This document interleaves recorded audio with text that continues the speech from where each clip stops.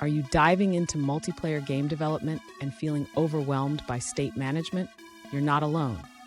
Today, we're exploring how to effectively manage state and synchronization in a Node.js multiplayer game using Redux. I totally get it. Implementing an online trading card game can be a daunting task, especially when it comes to managing the game state across multiple players. It's a common challenge many developers face.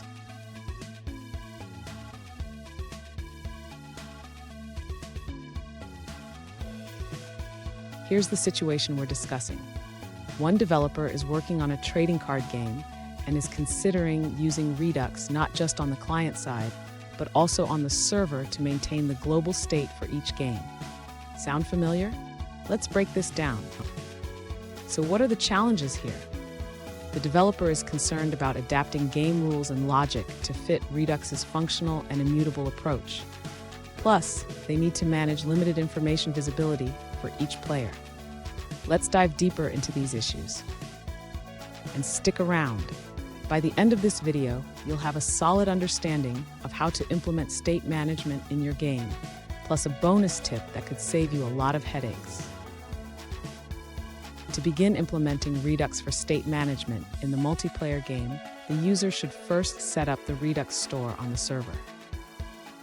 This involves creating a store that will hold the global game state.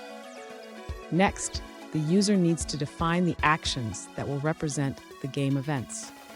These actions will be dispatched from the clients to the server to update the game state. After defining the actions, the user should implement reducers to handle these actions and update the state accordingly. Each reducer will manage a specific part of the game state. Now, the user should set up socket.io to listen for events from the clients. When an event is received, the server will validate it and dispatch the corresponding action to update the state. Finally, the user needs to implement a way to send the updated state back to the clients. This ensures that each player receives the correct information based on their visibility in the game.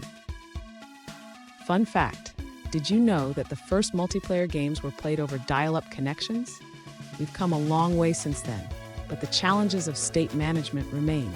Now let's look at the answers provided by other users. An alternative approach suggested by another user is to consider event sourcing. In this method, events from the user interface will impact different read models, which aligns with your game's requirements. They recommend using a simple event sourcing framework for the backend, as the main logic revolves around events. Here's the bonus tip I promised. Consider using middleware in Redux to handle asynchronous actions. This can simplify your event handling and keep your code clean. And there you have it. With these strategies, you'll be well on your way to mastering state management in your multiplayer game. If you found this video helpful, don't forget to subscribe for more tips and tricks.